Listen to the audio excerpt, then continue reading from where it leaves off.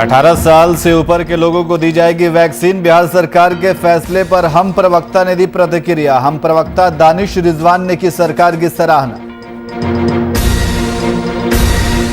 रांची में लॉकडाउन का पहला दिन, सड़कों पर सिपाहियों का पहरा जारी। बेवजह घूमने वालों को टोक रही पुलिस। डीसी और एसएसपी कर रहे हैं फ्लैग मार्च। देश भर में कोरोना का कहर लगातार जारी। झारखंड में कोरोना संक्रमित 62 लोगों की मौत। 1,77,000 के पार पहुंचा संक्रमितों का आंकड़ा। बेगूसराय में युवक को चोरी करना पड़ा भारी। ग्रामीणों ने युवक की करी जमकर पिटाई। आरोपी युवक ने एक बंद घर में बनाया था निशाना।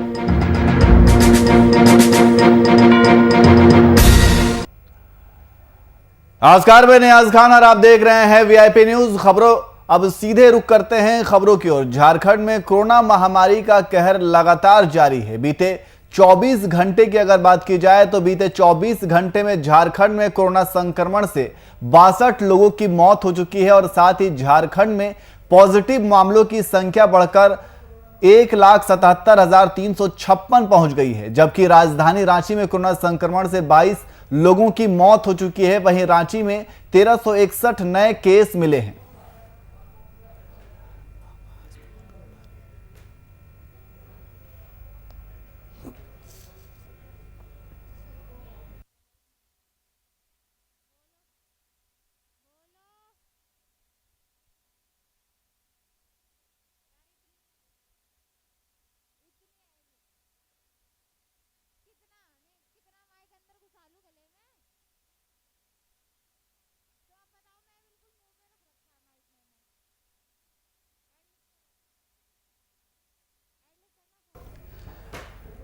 तो झारखंड में कोरोना महामारी का कहर लगातार जारी है। बीते 24 घंटे में झारखंड में कोरोना संक्रमण से 62 लोगों की मौत हो चुकी है। तो लापरवाही भी लगातार जारी है।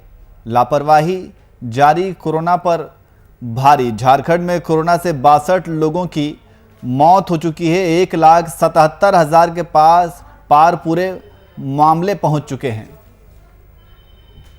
और इसी खबर पर अधिक जानकारी के लिए हमारे संवाददाता शुभम कुमार हमारे साथ फोन लाइन पे मौजूद हैं। शुभम, जिस तरीके से झारखंड में लगातार कोरोना के संक्रमण के मामले बढ़ते जा रहे हैं, अभी ताजा अपडेट क्या है?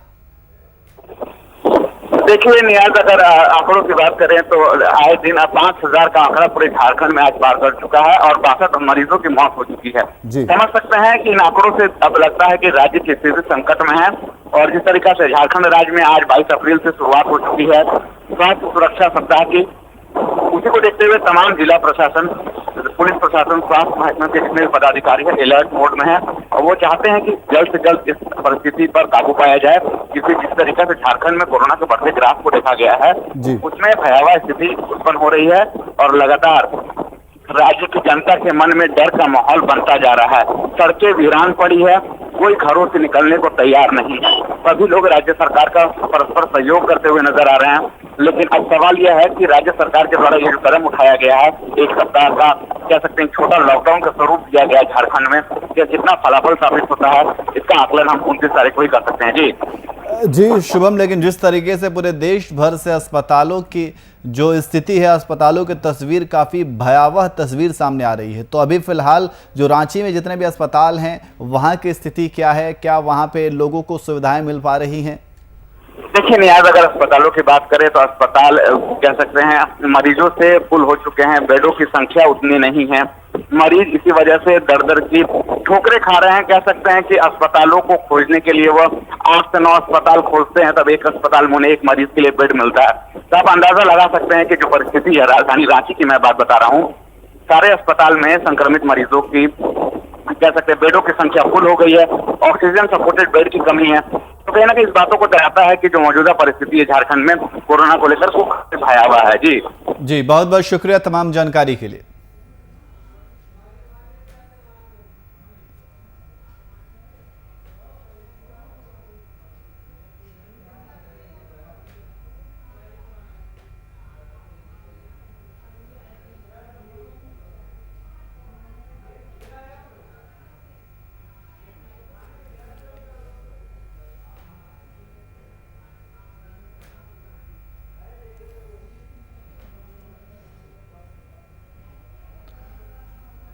वहीं 18 साल से ऊपर के सभी लोगों को कोरोना का टीका दिए जाने की प्रक्रिया शुरू कर दी गई है। आपको बता दें कि ऐलान किया जा चुका है। इसके तहत बिहार में भी बिहार सरकार ने मुफ्त टीकाकरण की बात कही है। वहीं बिहार सरकार के फैसले पर हम प्रवक्ता डॉक्टर दानिश रिजवान ने प्रतिक्रिया देते हुए बिहार सरकार की सराहना की है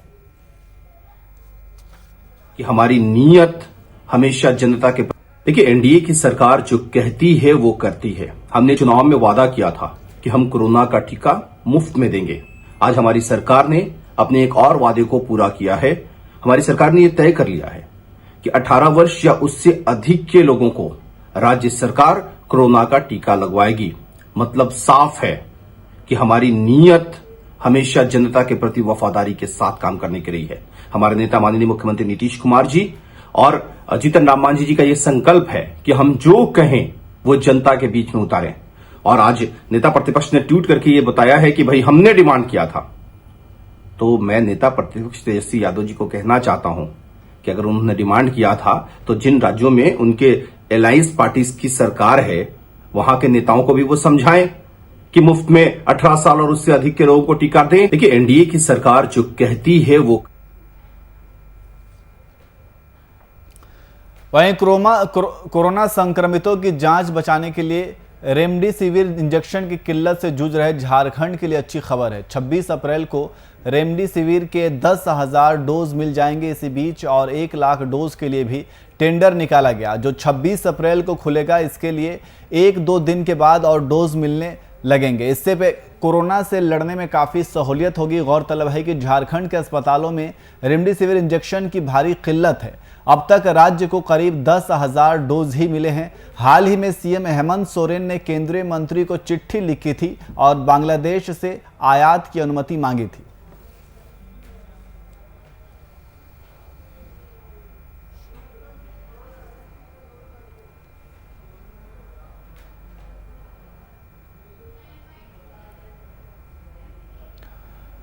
वहीं कोरोना संक्रमण की चेन को तोड़ने के लिए सूबे के मुख्यमंत्री के द्वारा स्वास्थ्य सुरक्षा सप्ताह की शुरुआत हो गई है। वहीं अनुमंडल पदाधिकारी महेश्वर महतो समेत अन्य पदाधिकारी सड़क पर उतरकर लोगों को जागरूक और बेवजह घरों से नहीं निकलने की अपील कर रहे हैं। आपको बता दें कि जिस तरीके से कोरोना के लगातार मामले बढ़ रहे हैं उसको देखते हुए लोगों से अपील की जा रही है कि वो घर से बाहर ना निकले।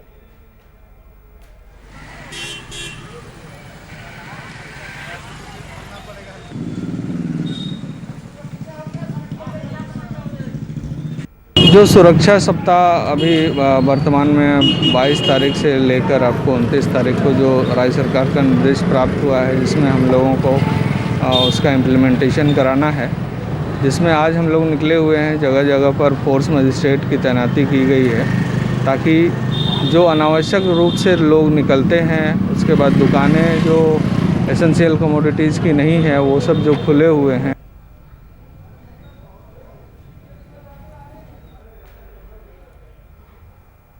वहीं गिरिडीह में कई मांगों को लेकर नगर निगम के सफाई कर्मियों ने 1 दिवसीय कार्य बहिष्कार किया। मौके पर सफाई कर्मियों ने कहा कि सभी सफाई कर्मियों का इंश्योरेंस कराया जाए और साथ ही काम करने के लिए दस्ताना, मास्क, जूता, पीपीई किट की व्यवस्था की जाए और ऐसा नहीं किए जाने पर आंदोलन तेज करने की बात कही।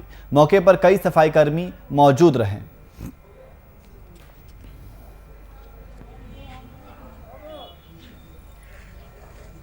हम लोगों को समस्या यही है कि कोरोना महामारी में किसी के घर जाते हैं सैनिटाइजर करने के लिए तो हम लोग व्यवस्था कुछ दिया गया नहीं है। ना मास्क है, ना हाथ का ग्लव्स है, ना जूता है, ना पोशाक है, कुछ नहीं दिया गया। उस दौरान अगर हम लोग को कोरोना हो जाता और हम लोग को मृत्यु हो जाता तो मेरा फैमिली को रिस्क कौन लेगा। हम लोग पर आज तक बीमा नहीं कराया गया है। यहाँ जब अपना वेतन लेने के लिए जाते हैं तो लेने के लिए बहुत दिक्कत होता है। जो हम लोग 30 दिन काम करते हैं सो लेने के लिए दिक्कत होता है। और जब हम लोग मर जाएंगे तो मेरा बाल बच्चा सब कहाँ चल जाएगा, अधूरा में रह जाएगा। इसलिए हम चाहते हैं नगर निगम से, डीसी साहब से हम आग्रह करते हैं हाथ जोड़कर कि हम लोग को बीमा कराया जाए कि कोरोना में महामारी में अगर हम लोग को कुछ होता है तो हम लोग को फैमिली को देखभाल हो सकता है। नगर निगम का जितना भी कर्मचारी है, कोरोना महामारी चल रहा है पूरा गिरिडीह में और हम लोग को हर जगह जाकर के काम करना पड़ रहा है। कोई भी तरह का अगर हम लोग के कर्मचारी कुछ होगा तो ऑफिस में कहता है कि आप लोग को कोई ऐसा व्यवस्था नहीं, तो हम लोग काम किस तरह से करें। क्या क्या व्यवस्था चाहिए आप लोगों को? हम लोग के चाहिए हर चीज़ का व्यवस्था, जैसे इंश्योरेंस हो गया, सैनिटाइज, हाथ वाला ग्लव्स, जूता, रिंग कोड, ये सब व्यवस्था हम लोग के चाहिए। वहीं मुख्यमंत्री नीतीश कुमार के नाइट कर्फ्यू के फैसले को लेकर एनडीए में ही घमासान तेज हो गया है। नाइट कर्फ्यू को लेकर बिहार भाजपा प्रदेश संजय जायसवाल की आपत्ति को लेकर जदयू और भाजपा आमने सामने आ गई है। बीजेपी कोटे से बिहार सरकार के पंचायती राज मंत्री सम्राट चौधरी ने उपेंद्र कुशवाहा पर हमला करते हुए क्या कुछ कहा, सुनिए। मजबूती के साथ इस देश में कोरोना को हटाने में लगा है, कोरोना को भगाने में लगा है और कोरोना के जंग को जीतने में लगा है। जिनको जो राजनीति करनी है करे। भारतीय जनता पार्टी का एक एक व्यक्ति कोरोना से लड़ने का काम करे। भारतीय जनता पार्टी मजबूती के साथ इस देश में कोरोना को हटाने में लगा है, कोरोना को भगाने में लगा है और कोरोना के जंग को जीतने में लगा है। जिनको जो राजनीति करनी है करे। भारतीय जनता पार्टी का एक एक व्यक्ति कोरोना से लड़ने का। वहीं रक्सौल शहर के एम बाजार के पास संचालित मिठाई दुकान में देर रात अचानक गैस सिलेंडर ब्लास्ट होने से हड़कंप मच गया, जिसके चलते दुकान में भीषण आग लग गई। वहीं लोगों ने दमकल की टीम को जानकारी दी। मौके पर पहुंची दमकल की टीम ने आग पर काबू पाया।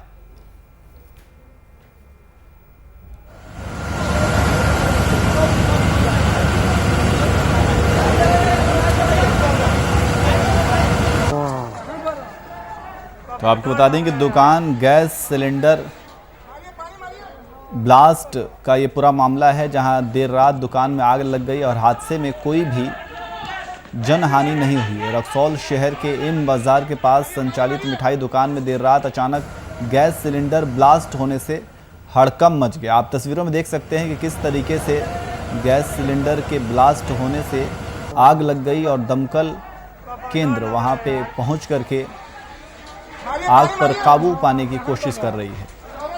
हालांकि हादसे में कोई भी जनहानि होने की खबर सामने नहीं आई है। वहीं बढ़ती कोरोना महामारी को लेकर एक बार फिर भारत नेपाल बॉर्डर पर नेपाल पुलिस की ओर से सख्ती शुरू कर दी गई है। हालांकि सुबह से बॉर्डर सील होने की अफवाह थी, पर बॉर्डर को सील नहीं किया गया है। नेपाल के परसा पुलिस के एक अधिकारी से पूछने पर उन्होंने बताया कि बॉर्डर सील तो नहीं है, पर फिलहाल वाहनों पर रोक लगा दी गई है।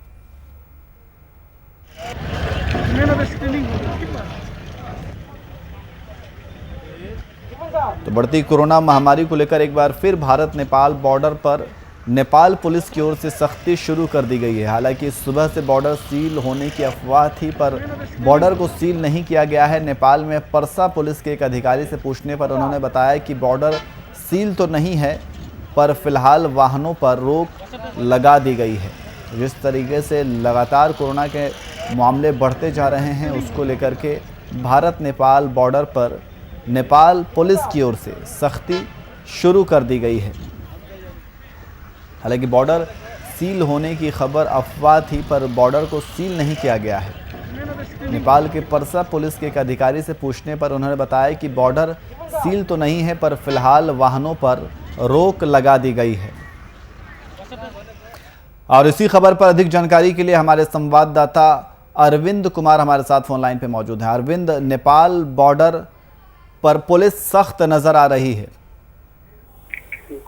विगत पूर्व से ही विगत वर्ष से ही वहाँ पर आवाजाही पर रोक लगा दी गई। हालांकि पैदल लोग जा रहे हैं, आ रहे हैं।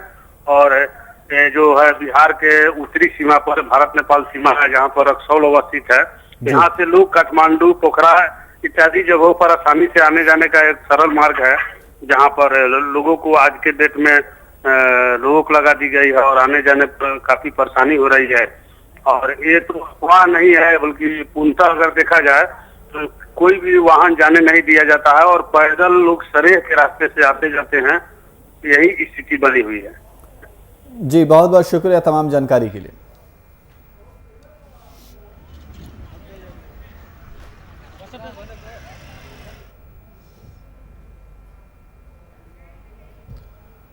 वहीं तेज आंधी तूफान ने जरमुंडी ब्लॉक में कोहराम मचा दिया है, जहां जरमुंडी प्रखंड क्षेत्र अंतर्गत के मचकोल गांव में कई लोगों के घरों के छप्पर उजड़ गए, जिससे वहां रह रहे परिवार खुले आसमान के नीचे रहने को मजबूर हो गए हैं। जहां पीड़ित ने बताया कि देर शाम आई आंधी तूफान से उनका छत उड़ गया, जिससे घर में रखे सारे सामान बर्बाद हो गए।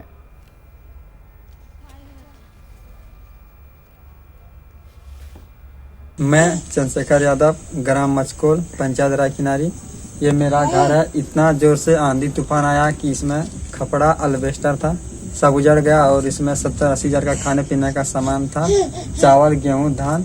और मेरा बड़ा पापा का भी साइड में घर है, उसका भी सब उजड़ गया है, जिसमें उसका सामान भी था खाने पीने का।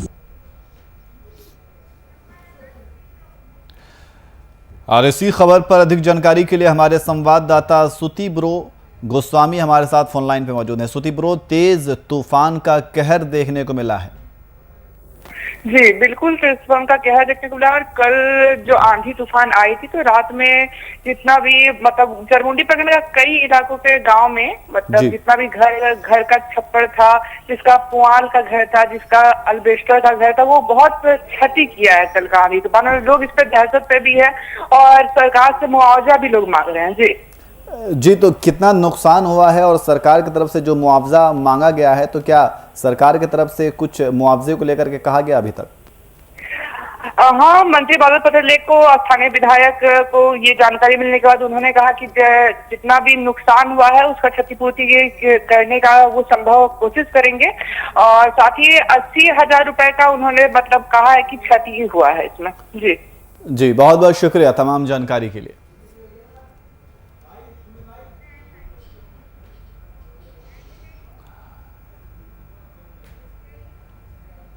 वहीं रायबरेली में रोडवेज बस के चालक और परिचालकों ने प्रदर्शन किया और प्रबंधन के खिलाफ जमकर नारेबाजी भी की। प्रदर्शन कर रहे चालक और परिचालकों का कहना है कि विभाग द्वारा इस कोरोना काल में कोई इंतजाम नहीं किया जा रहा है, ना तो उन्हें मास्क दिया गया और ना ही सैनिटाइजर उपलब्ध कराया गया है।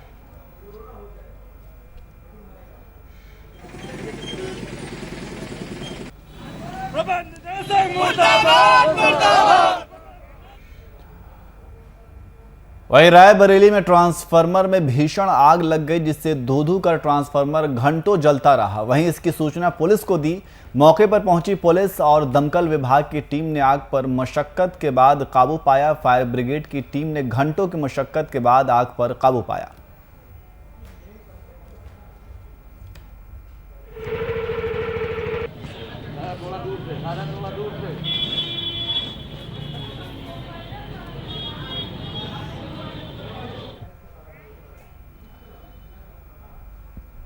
वहीं बेगूसराय के एक कपड़ा दुकान में भीषण आग लग गई, जिसकी वजह से आसपास के लोगों में अफरा तफरी मच गई। वहीं इस घटना की सूचना पुलिस और दमकल विभाग की टीम को दी गई। मौके पर पहुंची पुलिस और दमकल विभाग की टीम ने आग पर मशक्कत से काबू पाया। पुलिस ने बताया कि आग में जलने से 20 लाख रुपए से अधिक का कपड़ा राख हो गया।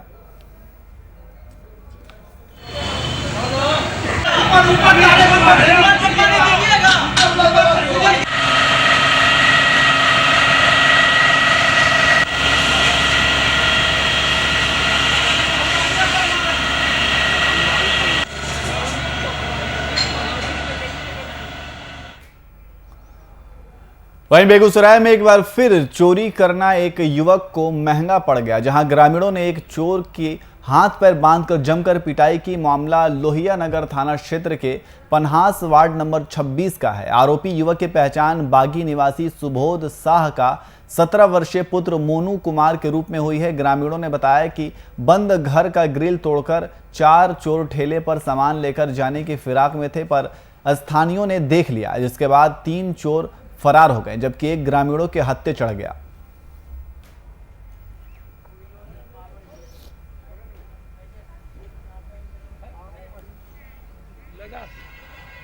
वहीं कोरोना संक्रमण के चेन को तोड़ने के लिए सूबे के मुख्यमंत्री के द्वारा स्वास्थ्य सुरक्षा सप्ताह की शुरुआत राजधानी रांची में साफ तौर पर देखने को मिली, जहां रांची के अल्बर्ट एक्का चौक पर पुलिस की तैनाती की गई, जिसकी अगुवाई रांची के एसएसपी सुरेंद्र कुमार झा कर रहे हैं। वहीं अल्बर्ट एक्का चौक से विभिन्न रूटों में फ्लैग मार्च किया जा रहा है।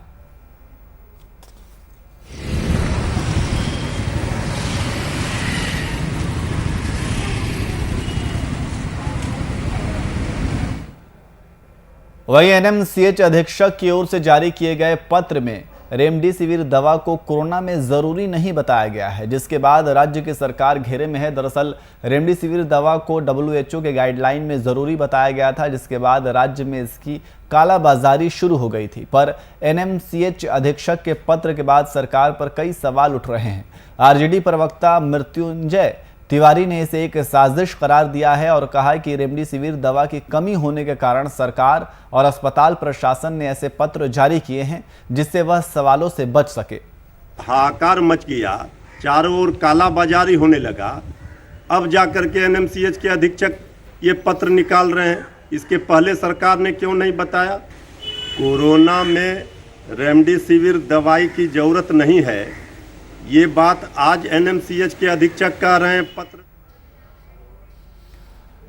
वहीं मुजफ्फरपुर जिले में चोरों का दहशत जारी है। चोरों ने अहियारपुर थाना क्षेत्र के 0 माइल चौक के पास दुकान का शटर काटकर लाखों का सामान चोरी कर लिया। चोरों ने नकदी, लैपटॉप, हार्ड डिस्क समेत लगभग 25 लाख रुपए के दवा की चोरी को अंजाम दिया। घटना की सूचना मिलते ही अहियारपुर थाना की पुलिस मौके पर पहुंचकर छानबीन शुरू कर दी।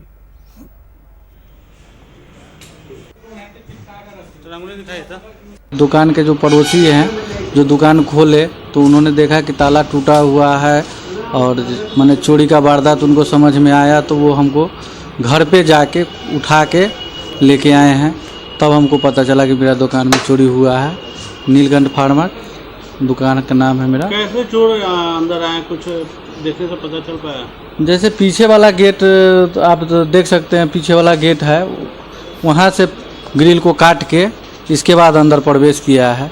इसके बाद जो है दुकान का शटर काटा है, इसके बाद आपका गला कटा है दुकान का, और देख ही रहे हैं कि पूरा मेडिसिन उठा के जितना उसको समझ में आया, जितना ले जाने वाला था, वो जितना आटा होगा गाड़ी में ले गया है। एक गाड़ी के आसपास मेडिसिन ले गया है मेरा।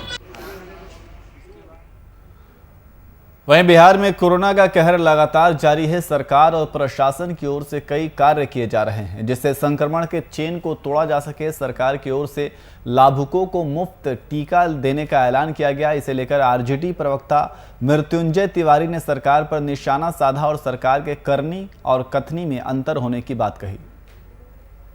ये घोषणा भी 19 लाख रोजगार नौकरी की तरह न कोरी घोषणा साबित हो जाए, इसका ध्यान सरकार को रखना पड़ेगा। सरकार को पूरा प्लान बताना होगा, क्योंकि केंद्र ने कहा है कि राज्यों को टीका खरीदने होंगे। अभी तक टीकाकरण अभियान का जो हस्र है बिहार में, 4 महीने में सिर्फ 4% लोगों को ही टीका बिहार सरकार लगवा पाई है। तो ये मुफ्त टीका देने का घोषणा तो सरकार कर रही है, लेकिन सरजमी पर, धरातल पर हकीकत क्या है ये सबको पता है। मुख्यमंत्री जी ने 18 वर्ष से अधिक आयु के लोगों को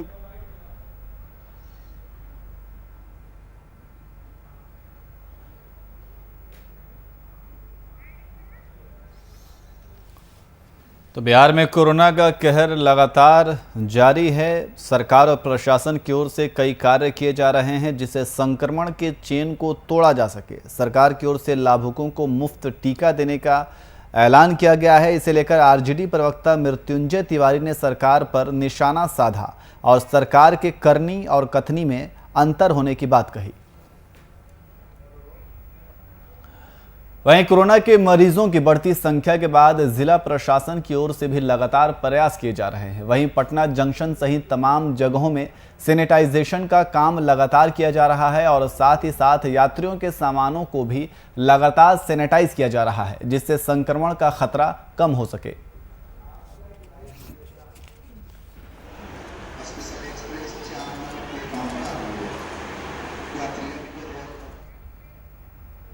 राजधानी रांची सहित पूरे झारखंड में कोरोना संक्रमण तेजी से अपना पांव पसार रहा है। वहीं सभी को न्याय दिलाने वाले अधिवक्ता समाज भी इससे अछूता नहीं है।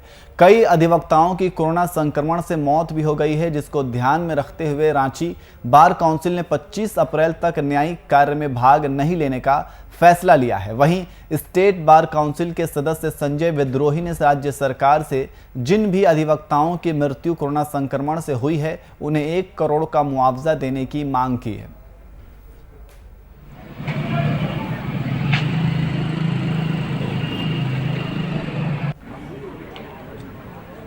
झारखंड में जिस तरीके से कोरोना ने अपना प्रकोप और तांडव मचा कर रखा हुआ है, हम अधिवक्ता इससे वंचित नहीं हैं। अधिवक्ता समुदाय में नित्य रोज हम लोग जो है देख रहे हैं कि अधिवक्ताओं की मृत्यु हो रही है। रांची में खास तौर पर कई अधिवक्ता अपनी जान कोरोना के कारण गंवा चुके हैं। लोगों में ये चर्चा होने लगी अधिवक्ताओं में कि जब अब हम अपने वापस काम में लौटेंगे तो कई अधिवक्ताओं से हम लोगों की मुलाकात नहीं होगी। ये बहुत ही माने दयनीय स्थिति है और हम अधिवक्ताओं को अंदर से रुलाने वाली स्थिति है। मैं पुनः यह मांग करता हूं कि अधिवक्ता को देखने वाला कोई नहीं है, सरकार अधिवक्ता को नहीं देखती है और न ही कोई संस्था अधिवक्ता के प्रति कोई भी तरह का अपना रुझान दिखाती है कि उनको उनसे सेंटिमेंट्स है।